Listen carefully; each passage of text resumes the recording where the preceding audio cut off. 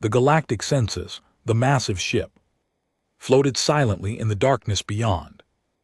Earth's moon, its hull gleamed with the silver-blue metal that marked all vessels of the Galactic Confederation's Department of Xenological Assessment. Inside the ship's main laboratory, Zexa of the Velter Collective stared at the small blue planet through the observation window.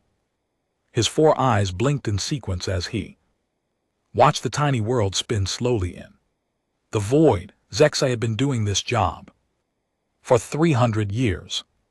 He had cataloged over 2,000 different species across the galaxy. Some were so dangerous that entire star systems had to be quarantined. Others were so advanced that they could destroy planets with a thought. But this little world seemed different. It seemed almost peaceful. Begin the assessment, Zexa said to his team. The other aliens around him started working at their control panels, screens filled with data, as their scanners examined every inch of the planet below. Dr. Clicks, a tall creature with tentacles instead of arms, looked up from her station. The dominant species appears to be called humans, she reported. They are bipedal mammals with no natural weapons, no claws, no fangs, no poison, no armor plating. What about their physical capabilities? Asked Zai. Very poor, replied another team member. Thor's the mighty from the warrior planet Grimhold. Even Thor's, despite his fearsome appearance, sounded almost sorry for the humans. They can only run about 30 km/h at best. Most other species can run much faster. Their strength is also very limited. They cannot even lift objects weighing more than a few hundred kg. Zexa made notes on his data pad. This was already looking like one of the lowest threat assessments he had ever conducted. What about their senses? Also very poor, said Dr. Clicks. They can only see a tiny part of the light spectrum. Their hearing is limited. Their sense of smell is almost useless. Compared to most species, they cannot even sense electromagnetic fields or radiation without special equipment. The team continued their assessment for several hours. They studied human cities, human technology, and human behavior. The more they learned, the more harmless humans appeared to be. Their technology is very primitive, reported Technician Vorp, a small gray alien with large black eyes. They have only just begun to explore their own solar system. Their weapons are crude chemical explosives and simple projectile devices. They still use fossil fuels for most of their energy needs. Have they achieved faster than light travel? Asked Zexi. No, said Vorp. They do not even understand the basic principles. Our scans show they think faster than light travel might be impossible. Sex almost felt sorry for the poor creatures in a galaxy full of species that could travel between stars as easily as walking across a room. These humans were trapped on their single small world. What about their social structure? He asked. Dr. Clicks pulled up new data on her screen. They are divided into many small groups called nations. These nations often fight each other over resources and territory. They seem unable to unite even their own species, let alone pose any threat to galactic civilization. Their largest conflicts involve maybe a few million individuals at most, added Thor's. Compare that to the Korek Empire, where a single battle fleet contains 50 billion warriors. The assessment continued for 3 full days. The team examined every aspect of human civilization. They looked at human art, human science, human philosophy, and human dreams everywhere they looked. They found the same thing, a species that was trying its best but was simply too weak and primitive to matter. On the final day, HFY called his team together to review their findings. "Let me make sure I understand this correctly," he said, reading from his notes. "Humans have no natural weapons, limited physical abilities, poor senses, primitive technology, and cannot even unite their own planet. Is this accurate?" "Yes, sir," replied the team in unison. "Have we missed anything? Any hidden abilities? Any secret technologies?" Dr. Clicks checked her scanners one more time. "Nothing, sir. What you see is what you get with this species. They are exactly as harmless as they appear." HFY nodded and began typing his final report. As the senior assessor, his words would determine how the Galactic Confederation would treat humanity for the next 1,000 years. Species designation: Homo sapiens, he dictated. Planet designation: Earth Sol system. Threat level assessment: he paused, considering his words carefully. In his 3 centuries of work, he had never given a species a threat level below 15. Out of 100, even the most peaceful grass-eating creatures on paradise worlds scored at least 20 simply because they might accidentally damage something if they panicked. Threat level assessment: 0.22 out of 100, he continued. Several members of his team looked surprised. Even they had expected a slightly higher score. Reasoning for assessment: Homo sapiens lacks any significant natural defenses, advanced technology, or unified social structure. The species shows no capability for interstellar travel or large-scale warfare. Their most advanced weapons would be considered toys by galactic standards. Their fastest vehicles would be considered slow by galactic standards. Their strongest individuals would be considered weak by galactic standards. HFY paused again, looking out at the blue planet one more time. He felt a strange sense of protectiveness toward these harmless creatures. They reminded him of small children playing with blocks, completely unaware of the vast and dangerous universe around them. Recommendation: minimal contact protocols, he concluded. This species poses no conceivable threat to galactic civilization or any member species thereof. Standard quarantine procedures are unnecessary. If contact becomes necessary, any single galactic citizen should be capable of handling the entire human military without assistance. He sent the report to the Galactic Council and ordered his ship to move on to the next system. As they departed, he took one last look at Earth through the window. The little blue world grew smaller and smaller until it was just another dot of light among the stars. "Poor little creatures," he murmured to himself. "I hope they find happiness on their tiny world." Behind him, his team was already preparing for their next assignment. There were rumors of a dangerous new species in the Andromeda spiral that might require a full military assessment. After dealing with such a harmless species as humanity, they were eager to face a real challenge. Again, none of them noticed the small human satellite that had been quietly observing their ship for the past 3 days. None of them saw the data being transmitted to a secret facility hidden deep beneath the mountains of Colorado. And none of them realized that every scan they had made of Earth had been carefully monitored, recorded, and analyzed by the very species they had just declared utterly harmless. as the alien ship disappeared into the darkness.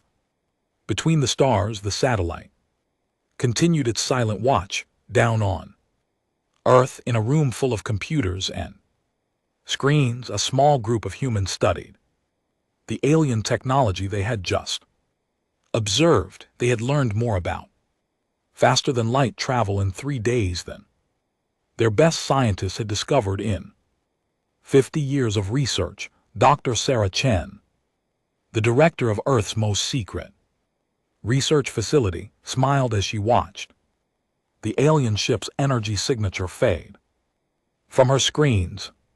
Well, she said to her team, that was educational. Compensation decree. 2 years had passed since Zex Hayes' assessment team had visited Earth in the Great Crystal halls of the Galactic Council on the planet Nexus Prime. Politicians from 1,000 different worlds gathered for their annual session. The air hummed with the sound of universal translators working overtime as creatures of every shape and size debated the issues of the day. Council Speaker Mora called the session to order with a deep, resonating tone that his species used for formal occasions. His massive form covered in blue-green scales towered over the speaking platform around him. The circular chamber buzzed with quiet conversation as representatives found their seats. Today we address item 743 on our agenda, announced Mork, the matter of the newly discovered species in Sector 7739b, commonly known as humans. A small murmur went through the crowd. Most of the council members had read the assessment report, and many had been surprised by the incredibly low threat rating. It was unusual for the council to spend time discussing such a harmless species, but there were other factors to consider. Councillor Vextra of the Merchant Guild stood up to speak. Her silver robe sparkled as she moved, and her voice carried the musical tone that her species used for business discussions.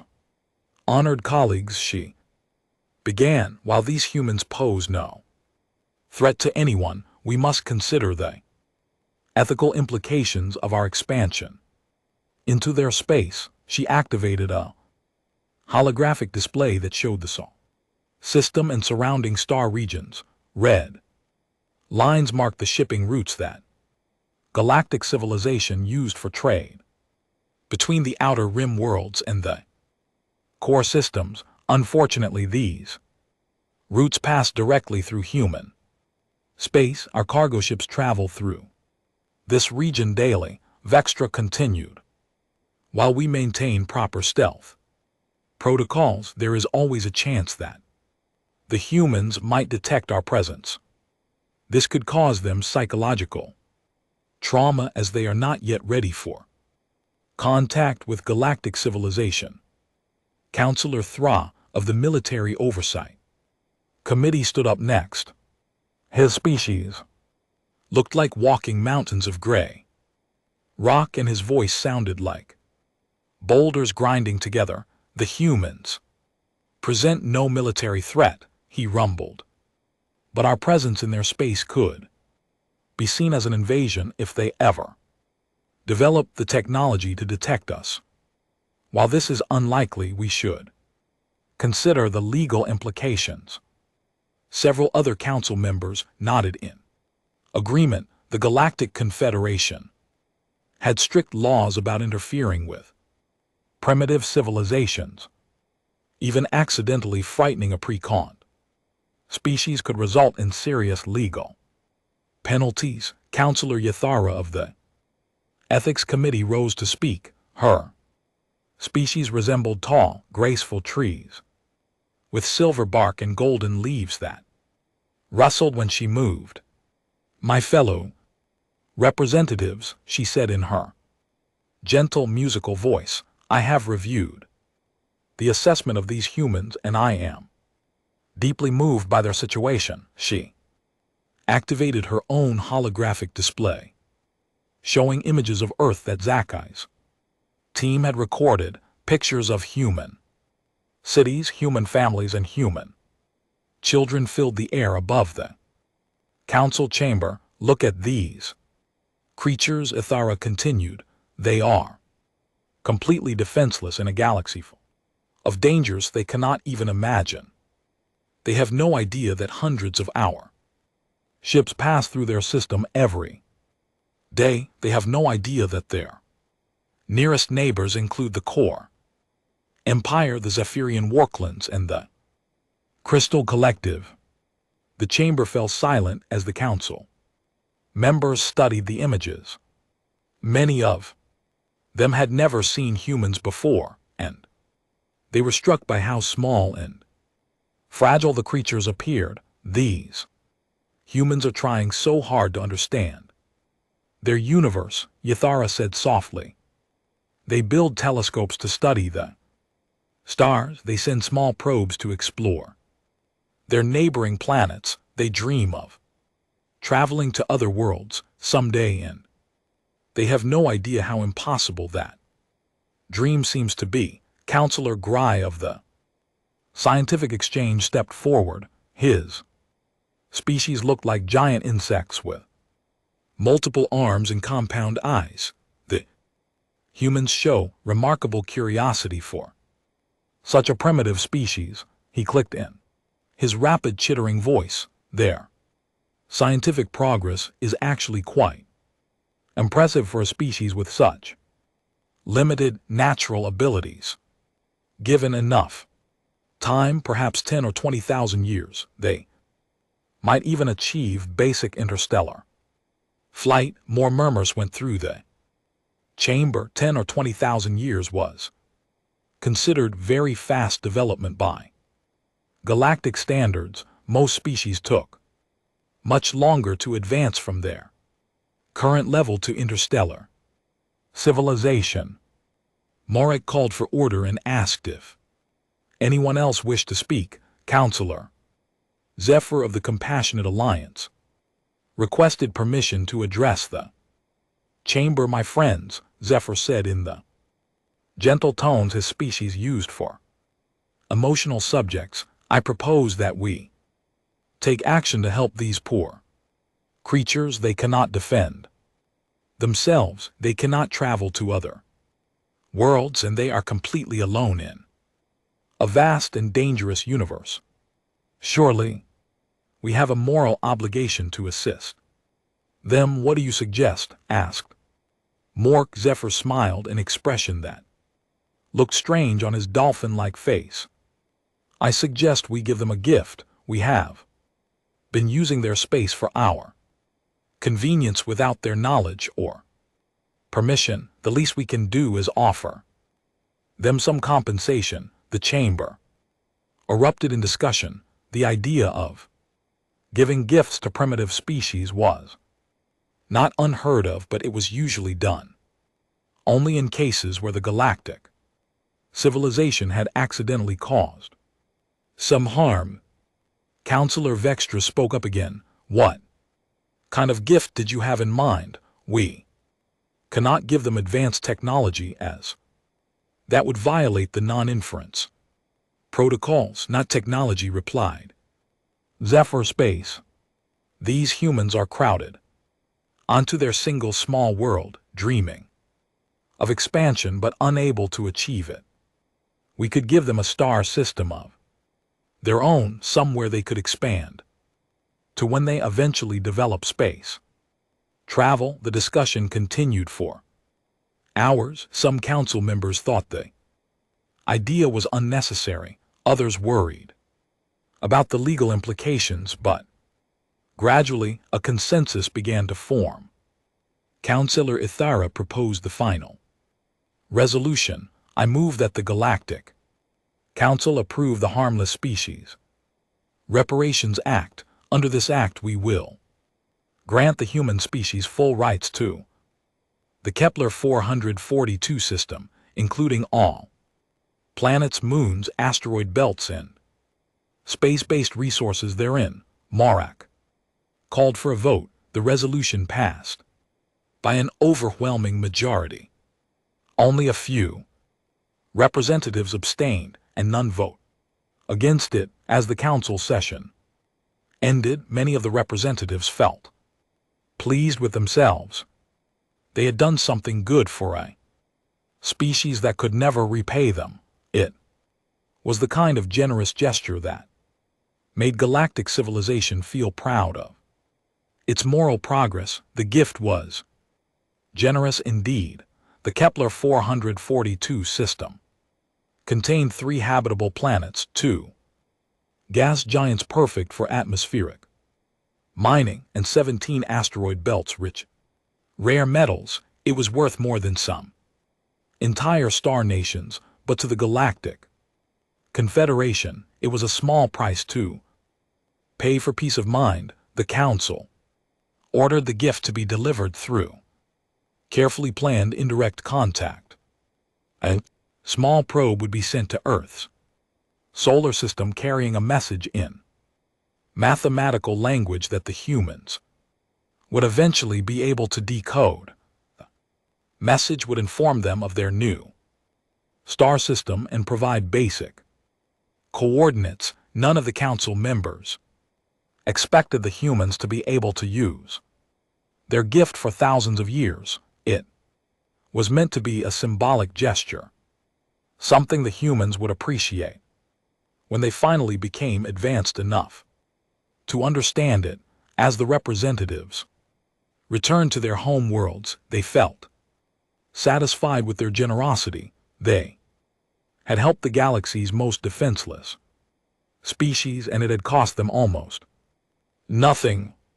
What none of them realized was that their gift had just provided humanity with exactly what it needed: most motivation, resources, and a target destination for the secret faster than light drive that Dr. Sarah Chen's team had been developing ever since they had scanned the alien assessment ship 2 years earlier. The rapid expansion. 50 years had passed since the Galactic Council had given humanity the Kepler 442 system. In the Council chambers on Nexus Prime, an emergency session was being called to address situation that no one had expected. Councillor Morak, now showing his age with graying scales, called the meeting to order. His voice carried a note of confusion that was rare for the usually confident council speaker. Fellow representatives, he began, we are here today to discuss reports that have been coming in from the human territories. Reports that, frankly, none of our experts can explain. A holographic star map appeared above the chamber, showing the region of space around Earth. The Sol system glowed blue to mark humanity's original home. The Kepler 442 system glowed green to show their gifted territory, but there were other lights on the map now.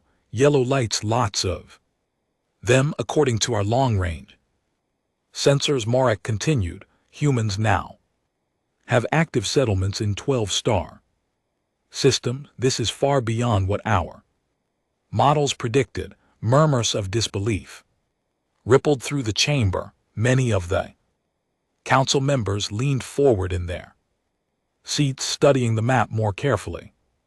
Councillor Vextra stood up, her silver robes now showing signs of wear from decades of service. Speaker Morak, there must be some mistake. Our best scientists calculated that humans would need at least 300 years to develop basic interstellar travel. It has only been 50 years since we gave them the Kepler system. There is no mistake, replied Mork grimly. Our monitoring stations have confirmed human presence in all 12 systems. They appear to have functioning colonies, mining operations, and regular traffic between their worlds.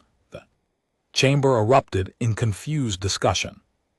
Representatives from hundreds of species all tried to understand how such primitive civilization could have advanced so quickly. Counselor Gry, his compound eyes reflecting the light from the star map, clicked nervously as he spoke. Perhaps we made an error in our original assessment. Perhaps humans were more advanced than we realized. I have reviewed Xexi's original report multiple times, said Morek. There was no evidence of faster-than-light technology. There was no evidence of interstellar capability. The humans were exactly as primitive as we assessed them to be. Counselor Thra, the massive rock-like being from the military committee, rumbled his confusion. How does a species advance from primitive chemical rockets to interstellar colonization in 50 years? Even our most advanced species required centuries to make such progress. Perhaps, suggested Counselor Ithara, her golden leaves rustling with worry, we should make direct contact with the humans and ask them to explain. This suggestion caused even more discussion. Direct contact with a primitive species was a serious step that required careful consideration and extensive preparation. I believe, said Morek, that direct contact is indeed necessary. We need to understand what has happened and ensure that proper protocols are being followed. The Council voted to send an official diplomatic mission to humanity. The task fell to Ambassador Krellin of the Diplomatic Corps, a being whose species was known for their skill at first contact situations. 3 weeks later, Ambassador Krellin's ship arrived in the Sol system. What he found there surprised him even more than the reports had suggested. The solar system was bustling with activity. Human ships moved between Earth, Mars, and the asteroid belt in regular patterns. Space stations orbited several planets. Most shocking of all, the human ships were clearly using some form of faster-than-light drive technology, though it was unlike anything in the galactic databases. Krellin sent a diplomatic message to Earth requesting a meeting with human leadership. The response came back within hours, written in perfect galactic standard and transmitted on frequencies that humans should not have known how to use. Ambassador Kellen, the message read, we would be honored to meet with you. Please dock at Luna Station orbiting Earth's moon. We will arrange for a reception appropriate to your diplomatic status. Luna Station turned out to be a massive space facility that had not existed in any of the original assessments of the Sol system. As Krellin's ship approached, he could see that the station was clearly of human construction, but it incorporated design elements from at least 6 different galactic civilizations. The human who met him at the docking bay was a middle-aged woman with short gray hair and bright, intelligent eyes. She wore a simple blue uniform with insignia that Krell Tan did not recognize. Ambassador Kelton, she said with a warm smile, welcome to Luna Station. I am Ambassador Sarah Chen, representing the United Earth Colonial Administration. Kelton studied the human carefully. She appeared exactly as primitive humans were supposed to appear, but there was something in her eyes that suggested depths of knowledge that should not have been possible. Ambassador Chen, he replied, I must admit I am confused by what I have observed. Our records indicate that your species was incapable of interstellar travel as recently as 50 years ago. Sarah Chen's smile grew wider. That is correct, Ambassador. 50 years ago we had never traveled beyond our own solar System, would you like some coffee? It is a human beverage that many species find pleasant. They settled into a comfortable meeting room overlooking Earth through the large windows. Krellin could see the blue and green planet spinning slowly below them. How? Krellin asked simply. How did your species advance so quickly, Sarah? Chen sipped her coffee thoughtfully. Before answering, we got a little creative with the engineering, she said, and we borrowed some concepts from galactic databases. What galactic databases? Asked Krellin. Humans should not have access to any galactic databases. Oh, we do not have direct access, Sarah replied cheerfully, but when you study something carefully enough, you can learn quite a lot about it. Your assessment team was very thorough in their scans 50 years ago. We learned a great deal from observing their equipment. Krellin felt a chill run through his body. You observed the assessment team? Of course, said Sarah. A ship appears in our solar system using unknown technology, scans our entire planet for 3 days and then leaves. We would have been foolish not to pay attention, but you were primitive, Krellin protested. You had no technology capable of detecting our stealth systems. You are right, Sarah agreed. We had no technology capable of detecting your stealth systems, so we built some. The implications of this statement hit Krellin like a physical blow. A species that could reverse engineer galactic stealth technology from brief observation was not primitive, it was terrifying. In 50 years, Sarah continued conversationally, we have established colonies in 12-star systems, developed our own faster than light drive technology, and begun trade relationships with several merchant species who were willing to deal with us discreetly. Trade relationships, Kelton's voice was barely a whisper. Oh yes, said Sarah. It turns out that many species are quite interested in human art, music, and literature. We have been exchanging cultural items for technical information. Everyone benefits. KRL Tan realized that he was in the presence of something unprecedented in galactic history, a species that had advanced from primitive to interstellar in 5 decades through pure determination and ingenuity. Ambassador Chen, he said carefully, I must ask about your intentions. The Galactic Council want to know what humanity plans to do with its new capabilities. Sarah Chen sat down her coffee cup and looked directly at Krellin. For a moment, her cheerful expression became something more serious. Ambassador, she said, humanity has no hostile intentions toward the galactic community. We are grateful for the gift of the Kepler system, and we hope to become productive members of galactic civilization. We simply want to explore, learn, and grow. Her smile returned.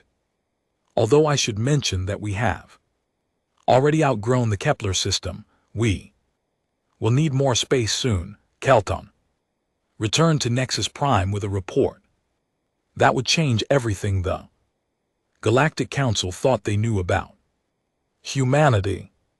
The species they had dismissed as harmless had become something entirely unexpected. Equals the growing unease. 25 years had passed since Ambassador Krellin's shocking report about human expansion. In those years, strange reports had been filtering in from across the galaxy. Reports that made many species uncomfortable, though none could quite explain why. On the trading world of Vorthella Prime, Merchant Captain Zelna reviewed her cargo manifest with growing confusion. Her ship had just returned From a routine trading mission to the human colonies, and the results defied all logic. Computer, she said to her ship's artificial intelligence display the before and after scans of the human mining operation on Kepler 442c. Two holographic images appeared side by side. The first showed a small human mining facility from 2 years ago. Second showed the same location as it appeared now, where once there had been a simple collection of buildings and basic equipment. Now there was a massive industrial complex that looked like it could supply half the galaxy with rare metals. Computer, how long should it take to construct such a facility using standard galactic engineering methods? Estimated construction time, 47 years. Assuming adequate resources and experienced construction crews. And how long has it been since we were last here? 2 years, 4 months, 16 days. Selena stared at the images. She had been trading with various species for 3 centuries, and she had never seen anything like this. Somehow the humans had built in 2 years what should have taken nearly 50, but that was not the strangest part. The strangest part was that the new facility incorporated design elements from at least 12 different galactic civilizations, elements that humans should not have known how to use. Captain, her communications officer called out, "We are receiving a message from the human facility director." "Put it through," said Zilna. A holographic image of a human appeared on the bridge. The human was a young man with brown hair and friendly eyes. He wore a simple work uniform, but something about his expression suggested deep intelligence. "Captain Zilna," the human said with a warm smile, "welcome back to Kepler 442c. I am Director Marcus Webb. I hope you are pleased with the improvements we have made to our facility." "Director Webb," replied Zelna carefully, "I must admit I am surprised by the extent of your expansion. How did you manage to build so much so quickly?" The human smile grew wider. "We had some help," he said. "Your people have been very generous with advice and technical information. We also got some ideas from the Velter trade mission that visited us last year, and the Zaffaran engineers who helped us design our new atmospheric processors." Zilna felt a chill run through her. The Velter and the Zapparans were 2 of the most advanced engineering civilizations in the galaxy. If they were sharing knowledge with humans, we would like to place a much larger order this time. Director Webb continued, "We are expanding to 6 new worlds in the next year, and we will need extensive supplies." 6 new worlds. Zilna's voice was barely a whisper. "Oh yes," said Webb cheerfully. "The Galactic Council has been very generous in granting us additional territory. They seem quite pleased with our progress." After the trade negotiations were complete, Zelna set course for Nexus Prime. She needed to speak with the Galactic Council immediately. Meanwhile, in the crystal halls of the Galactic Council itself, Counselor Zai was having troubles of his own. The aging Velter had been asked to investigate reports of unauthorized technology transfers, and what he had found disturbed him greatly. "Counselor Ithara," he said to his old colleague, "I need to speak with you privately." The tree-like being rustled her golden leaves nervously. "Of course, Zexai. What troubles you?" They moved to a secure conference room where they could speak without being overheard. "I have been investigating the reports about human technological advancement," Zexa began. What I have found suggests that we may have made a serious error in our assessment of this species. What kind of error? Asked Ithora. Zexa activated a holographic display showing technical schematics. These are designs for a faster-than-light drive system that the humans developed. At first glance it appears to be based on principles they could have discovered independently, but prompted Ithura. But when you examine the design closely, you can see elements borrowed from 17 different galactic civilizations, not copied but adapted and improved. The humans have taken the best features from every technology they have encountered and combined them into something new. Yarrow studied the schematics carefully. That should be impossible. No species has ever mastered the technologies of so many different civilizations. That is not the worst part, continued Zexa. The worst part is that their design is actually better than any of the original technologies they borrowed from. They have not just copied our work, they have improved on it.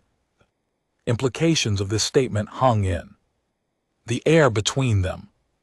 A species that could improve on the best work of multiple advanced civilizations was not primitive, it was dangerous. There is more, said Zexa. I have been reviewing reports from across the galaxy. In the past 25 years, we have seen an unprecedented period of peace and stability. The Korug Empire has not launched a single aggressive action. The Zephyrian war clans have focused entirely on peaceful trade. The Crystal Collective has not expanded their territory by a single star system. That is wonderful news, said Yara. Why does it trouble you? Because in every case, the peace was achieved through human intervention. Human cultural exchange programs have been present in every major conflict zone. Human research expeditions have somehow solved ancient disputes that had persisted for millennia. Zexa activated another display, this one showing a map of the galaxy with human activities marked in bright yellow. Look at this pattern, he said. Humans are not just expanding randomly, they are strategically positioning themselves at every major trade route, every important resource node, and every potential conflict zone in the galaxy. Yathara's leaves rustled with growing alarm. You think they are planning something? I think they have been planning something from the very beginning, replied Zexa. Remember, humans observed our original assessment mission. They knew exactly how we would classify them. They knew we would underestimate them. But why would they want us to underestimate them? Zexa was quiet for a long moment before answering. Because underestimation is the greatest advantage any species can have. While we were treating them as harmless primitives, they were studying us, learning from us, and positioning themselves to become the most influential species in the galaxy. As if to emphasize his point, an aide rushed into the conference room carrying an urgent message. Counselors, the aide said breathlessly, we have just received word from the Koruk Empire. They are requesting human mediation in a border dispute with the Crystal Collective. They specifically asked for human negotiators, saying that humans are the only species both sides trust. Zexa and Yathara looked at each other with growing understanding. When did this happen? Asked Yathara. The request was submitted an hour ago, replied the aide, but according to the embassy logs, human diplomatic staff were already en route to the disputed system. They left 3 days ago. After the aide left Zah and Ithara sat in stunned silence, they knew, whispered Ithara, somehow they knew about the dispute before the parties involved had even decided to ask for mediation. The question is, said Zexa grimly, what else do they know that we do not? The revelation, the alarms in the Galactic Council chambers had not sounded in over 300 years. The last time had been during the Great War of the Outer Spiral, when half the galaxy had been consumed in conflict. Now they were sounding again, and Counselor Morak struggled to understand why. Report, he bellowed as he rushed into the emergency command center beneath the council chambers. Admiral Gretter of the Confederation Navy stood before a massive tactical display, his forearms moving rapidly across the control interface. His species, the Kran, were known as the finest military strategists in the galaxy, and the expression on his face was one of complete shock. Sir, Gretter said, his voice tight with disbelief, the Korak Empire has launched a full-scale invasion of Confederation space, over 10,000 ships, advancing on a broad front toward the core worlds. Marek stared at the display. Red dots representing enemy ships covered nearly a quarter of the tactical map. It was the largest military assault in galactic history. How many ships do we have in position to respond? Asked Morak. Approximately 3,000 in the outer sectors, replied Gretter. We can have reinforcements from the core worlds within 6 hours, but they Korak will reach the civilian populations long before then. The situation was catastrophic. The Korak Empire had been quietly building their fleet for decades, while the galaxy had enjoyed its unprecedented period of peace. Now they were striking with overwhelming force when the Confederation was least prepared. Sir, called out a communications officer, we are receiving a transmission from the human territories. Put it through, ordered Marek. The holographic image of Ambassador Sarah Chen appeared in the command center. She looked exactly as she had 25 years earlier, though Marek knew that was impossible. Humans were supposed to age much faster than that. Counselor Marek, Sarah said calmly, we are aware of the Korach invasion. We are moving to intercept their fleet, Ambassador Chen replied.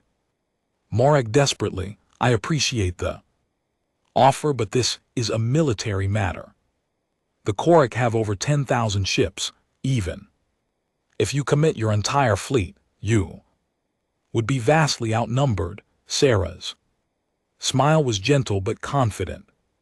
Counselor, you may be surprised by what humanity is capable of when properly motivated. The transmission ended, leaving the command center in confused silence. How many ships do the humans have?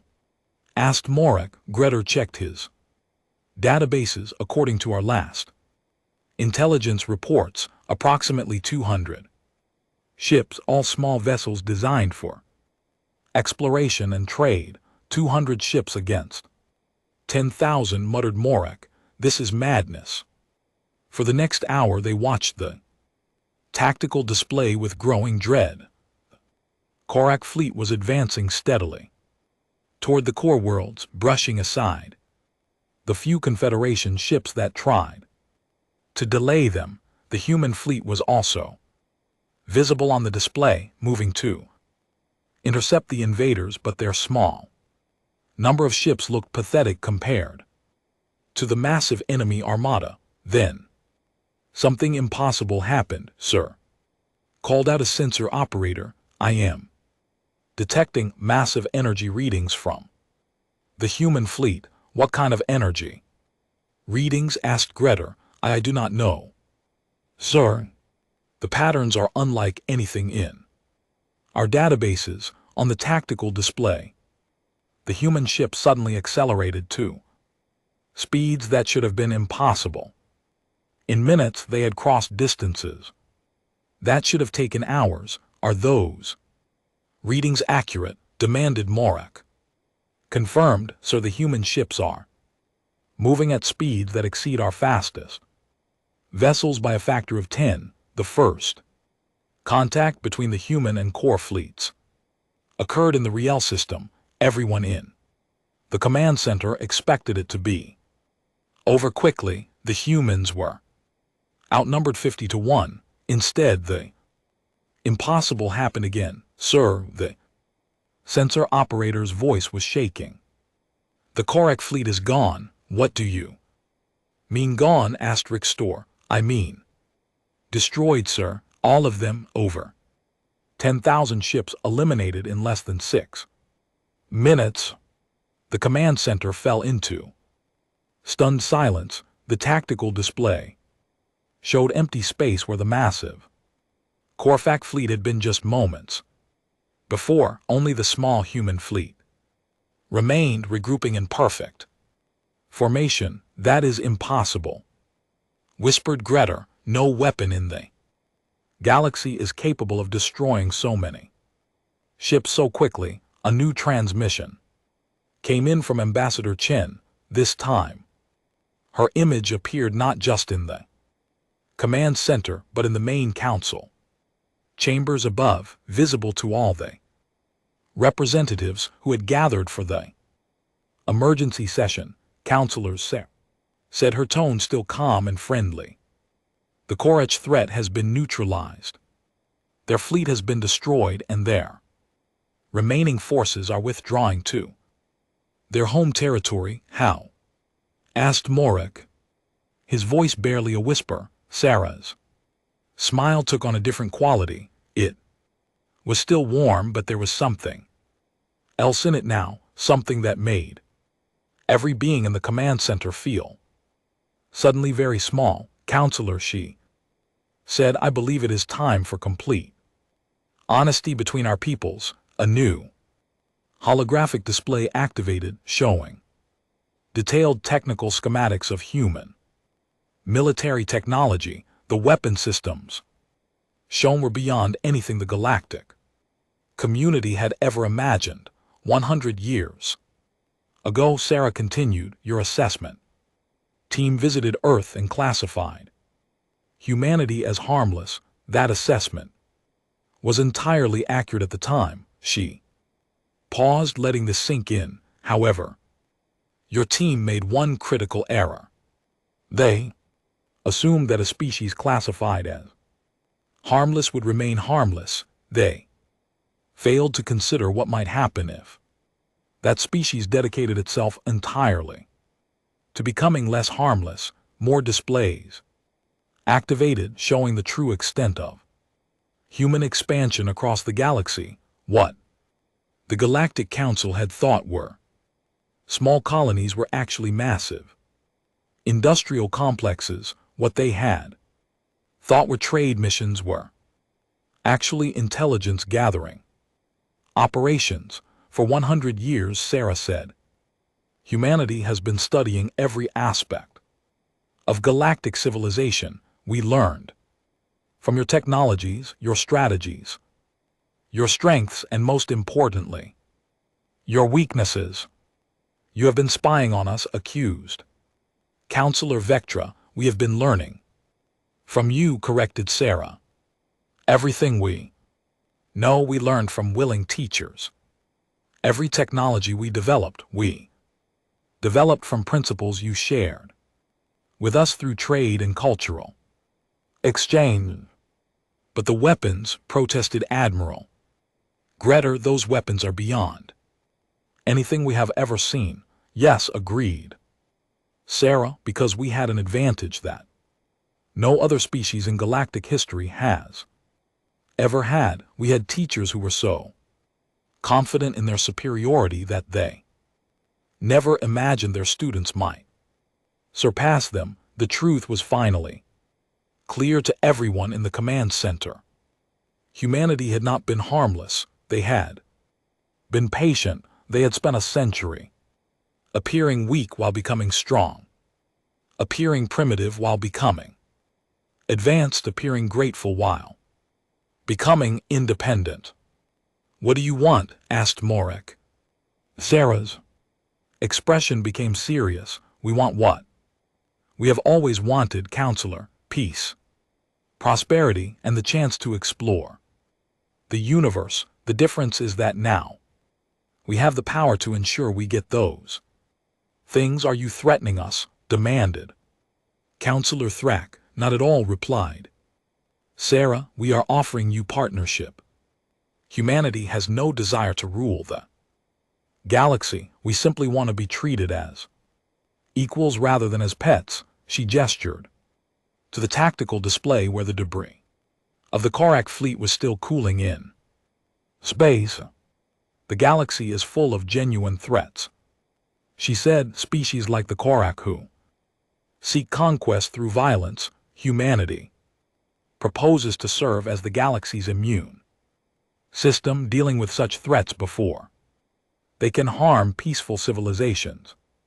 "And in return?" asked Morek. "In return, we want full membership in the Galactic Council, equal representation in all galactic institutions, and the right to expand our territory as needed to maintain galactic security." Sarah's smile returned to its earlier warmth.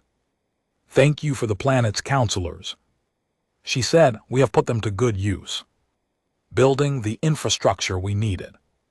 Now shall we discuss humanity's new role in galactic affairs?" As the transmission ended, Morek looked around the command center at the faces of his colleagues. All of them showed the same expression, the dawning realization that the galaxy's newest apex predator had been hiding in plain sight, fed and nurtured by their own arrogance.